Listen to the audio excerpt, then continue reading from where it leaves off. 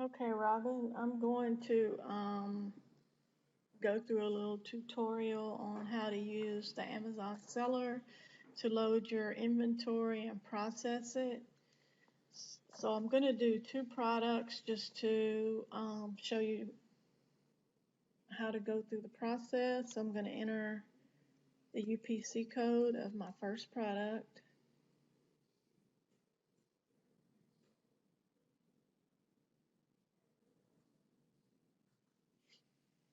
And I'm checking right here. Yes, this is what I have, Colorado memory game. I'm going to hit sell yours. I'm going to show you some things on here. I'm on the computer. To me, it's easier to do this on the computer. Not that you can't do it on the iPad, but it's just easier to me. One of the things I'm going to show you is when you get to this page, there's only a few things that you need to enter on here, like this condition of this is new. But when you go up here to the top where it has Colorado memory game, this I always click this view Amazon detail page. I know I paid $2 for this new sealed in the box at Goodwill, so I know I want to sell it for $6 or more.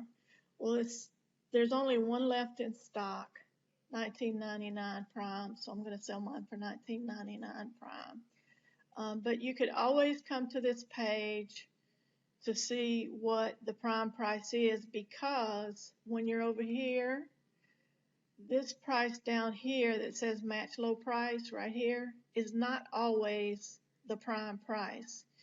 And what the prime price means is that you've sent your item in to Amazon, which you will be doing. So anything that's at Amazon's warehouse and that's shipped directly from the warehouse is considered prime. So you're a prime seller. So you want to, let me go right here. See, this person is not selling they're shipping theirs from their own house. So they're not prime. If you wanted to see what prime sellers were selling theirs for, there's boxes up here. If I select this box, and it won't let me because there's no prime sellers. If there were a bunch of sellers on here, it would only pull up the prime sellers, and I could see what they were selling theirs for. So I'm going to hit match low price because it's already at $19.99. When you get down here, the only other thing you have to do is I want Amazon to ship.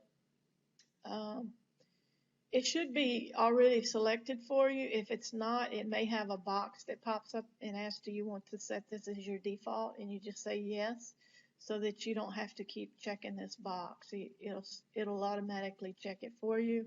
When you get to the bottom, don't hit next. Come down here and hit save and finish.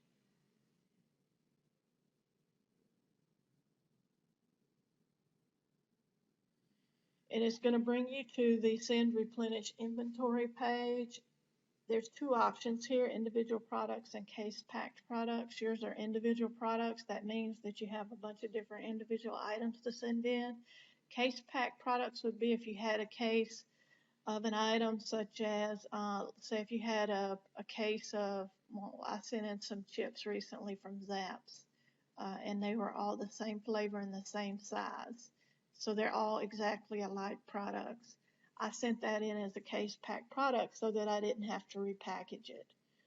So that's the only time you would use that option. So I'm using individual products. Then you come over here to continue the shipping plan.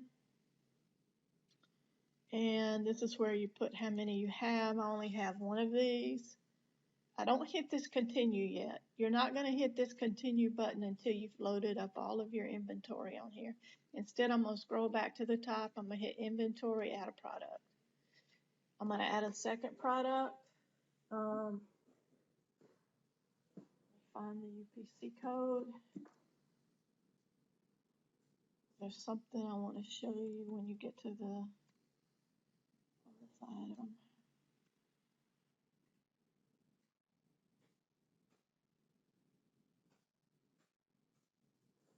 Okay, so yeah, this is what I have. I have the NFL trivia game, and it looks like this. It's in the tin. All the parts are here. I say yes. I want to sell that. The difference here now, I bought this for $3 at Goodwill, and it's not new. It's collectible. And so this is what I wanted to show you when you get to other options here. Sometimes you can find some good stuff at Goodwill or at the thrift store, or if you like yard sales where they sell like Blu-rays, videos, not not fiction books. Don't buy fiction books, but non-fiction books are good. How-to books, things like that. They won't always be in new condition. Like new. You never want to use like new unless the item is almost new, meaning that it's probably has its original packaging. Everything is almost sealed, but you might have, say, the seal might be broken on one thing, or some minor packaging defect or something. They only want you to use like new when it's really a new item that's never been used, but it has some type of a minor defect, so you can't sell it as new. So for mine, I'm going to sell it as either good or very good. I'll go with good. Before, you didn't use condition note because you were selling your condition in new. Whenever you sell something that's in a condition other than new, it's best to put a condition note. You don't have to, but a lot of buyers want to know exactly what the condition is. Since it's not like they're walking in a store or Goodwill and they can see it, they need you to describe, if it's not new, what does it look like? So a good thing to do to help you determine that is to, if we go back to this page, I could look at the one used or the 15 collectible and see what kind of descriptions they have, and that helps you kind of get an idea of what information you would put to describe your item. So I'm going to put mine is, this is a pre-owned, can't type, collectible game. All pieces are in the box, and you really wouldn't want to sell something on Amazon that all pieces weren't in the box. If you do end up buying a game and it doesn't have all the pieces in the box, what you can do is instead take out what you do have and sell it in parts on eBay. I've done that before. I've accidentally bought a game and I couldn't sell it on Amazon, so I sold. An example is I had a collectible Disney, Wonderful World of Disney game, and it's supposed to be the trivia game, and some of the pieces were missing, so I sold the metal game pieces, I think for like $9.99, which was even more than I paid for the game, and then I sold the trivia cards separately. On eBay, you can part things out, but not on Amazon. So all pieces are in the box. It comes in the original tin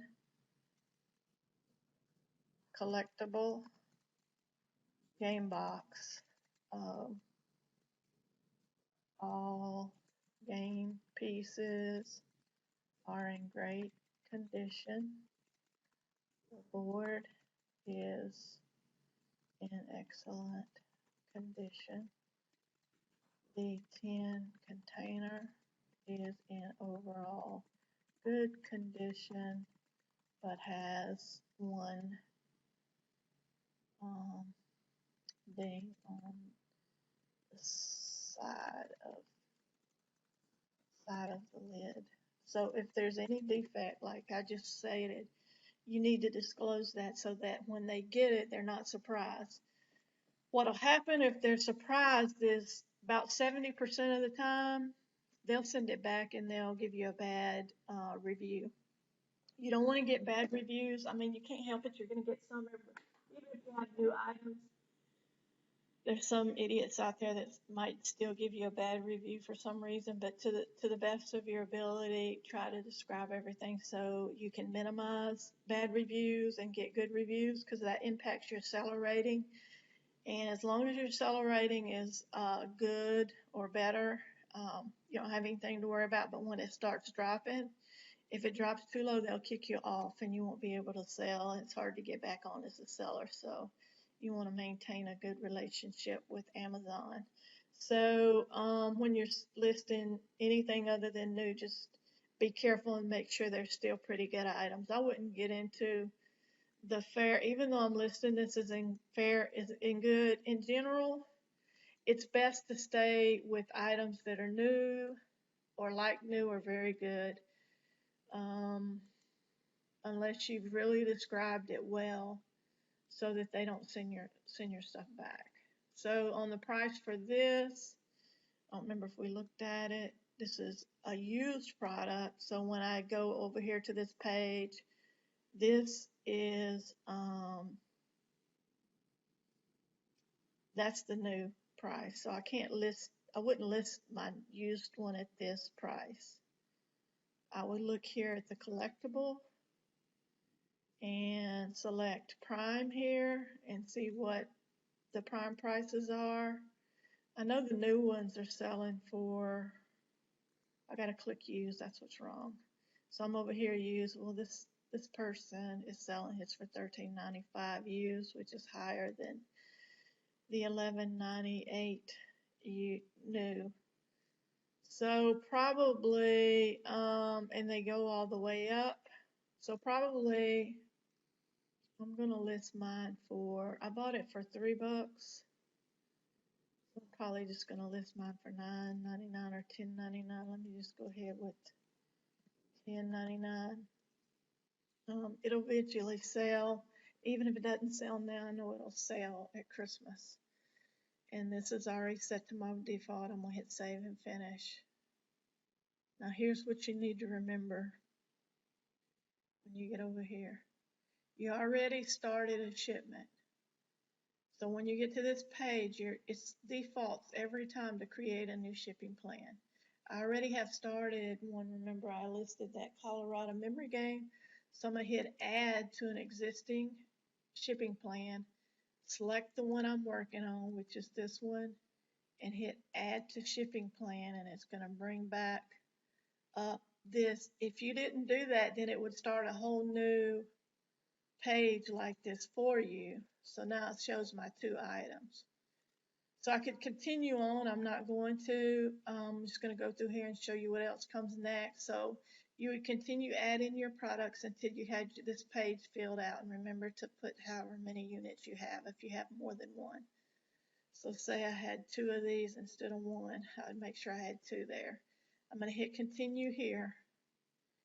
And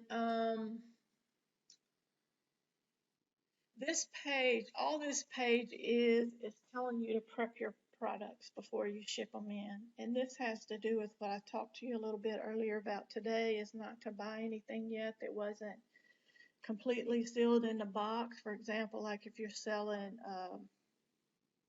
stuffed animals, something like that that's not in a box, that's loose, you have to put it in some type of container like a poly bag.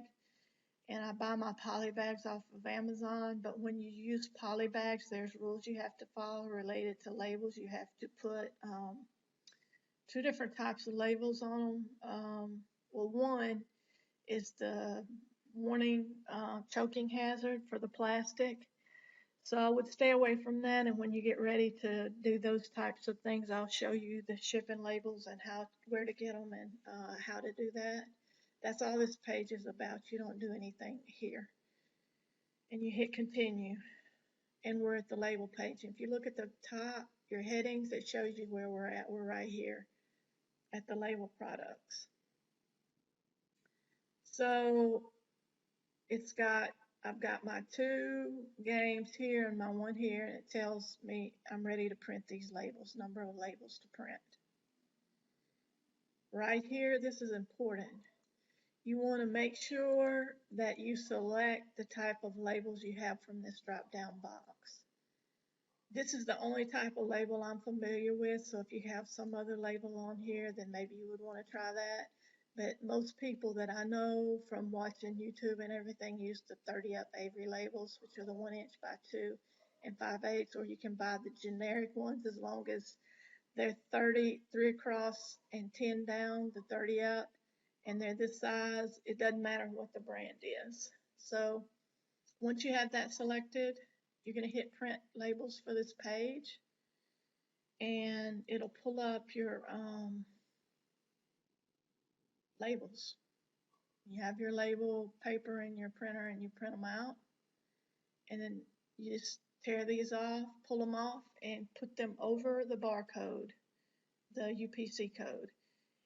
If you have an item, there are some items like video games, movies.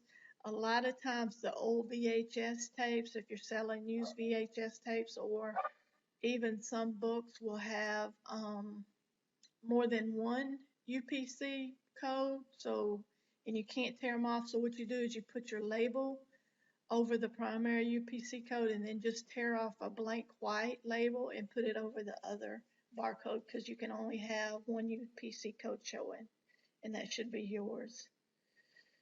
So you label everything, and then you hit continue here in the right corner. So don't hit continue until you've labeled everything. And you can see we've set the quantity, we've prepared our products, we've labeled our products. Now we're reviewing our shipment. What it's going to do is it's going to come up with a shipment plan. I'm sending only 3 items in. This is what Amazon does, which is a little irritating, but guess what? They can do it. It's their deal.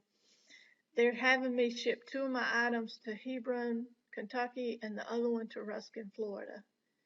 And you have to basically divide your shipment up however they tell you to divide it up. So how do I know what 2 items are going here and what 1 item is going here? You go over here and I hit view shipment contents, and I scroll down, and I know one of my Colorado memory games and my NFL game is going to Hebron. So I'd set those in one pile and label it some kind of way so I'd know that was going to Hebron.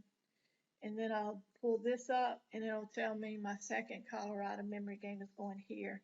Now I only have 3 things, so it would be easy to separate, but if you have 30 or 40, you might have 3 or 4 shipments instead of just 2. You might have 5 or 10 things going to each place, so you just have to be organized and separate them into piles, and put something on top of the pile, like a sticky or something that has Hebron, Kentucky on it, or if the number of units is different, something that shows the number of units. So you'll know when you get to the next page which shipment is which. So I'm going to approve the shipments once I've separated everything. Don't approve it until you have everything separated into your piles. Then I hit approve shipment, and it's going to take me to the work on shipment page. You can only work on 1 shipment at a time. So say I'm going to work on this first one. You'll probably have 3 or 4 since you have 30 or so items in your packet, in your inventory. So I'll just work on the first one that I come to and just know which one it is. And when I get to this page, it's where you set the number of boxes. Sometimes you'll have more than 1 box, because if you have a large inventory of 60 items and they've divided you up and you're shipping you have 4 different shipments to work on, and one of them you say you have 30 products in it, a lot of times it's not going to fit in 1 box. You might have more than 1. So if you had to use 2, you see I only have 1 here. All I do is I put 2 here, set number of boxes, put the box weight and the box dimension. So you need a tape measure and you need a scale. So eventually you're going to need to buy a scale. And you might want to talk to me before you buy one, because some of them are easier to use than others. They're not expensive. You can order it from Amazon and get it in a couple of days. If you don't have one, if you have a bathroom scale, I would just suggest you use that to start out with. It might be hard if you have like a big box and you might need to order a scale first.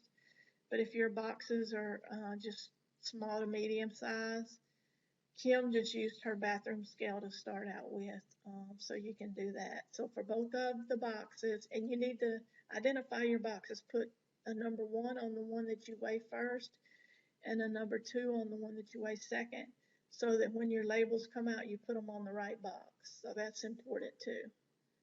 So once I enter my box weight, I'm just going to make up something here and say 10 by 13 by 8.25.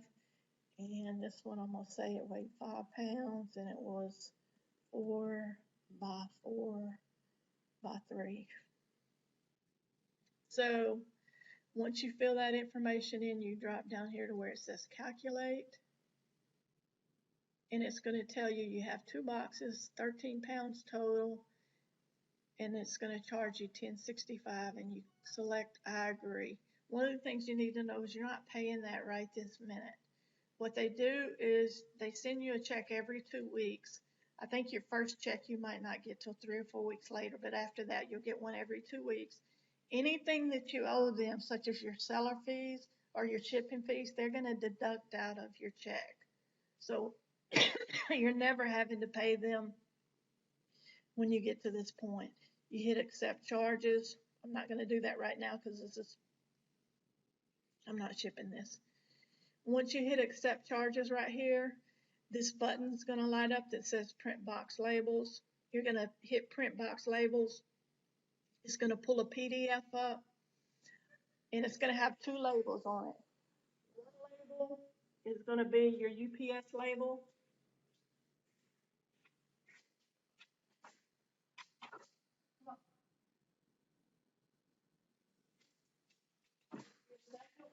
Is going to be the Amazon label. So it's going to pull up on like you need an 8.5 by 11 paper in your printer. It can be just regular letter paper. You don't have to have anything special. Just make sure you have good ink. Once you print it, you'll have the top label on one half, the UPS label on one half, and the Amazon label on the second half. You want to make sure that you always get both of those labels on your boxes. You can cut them and you can cut the paper in half and put your UPS label on one side and the Amazon on the other, or you can leave it whole if it'll fit and tape it whole on there. I've done it both ways. It doesn't matter. Amazon will scan the label when it gets to their warehouse. It'll pop up on their computer everything that you put in that box. And so that's how they check the contents.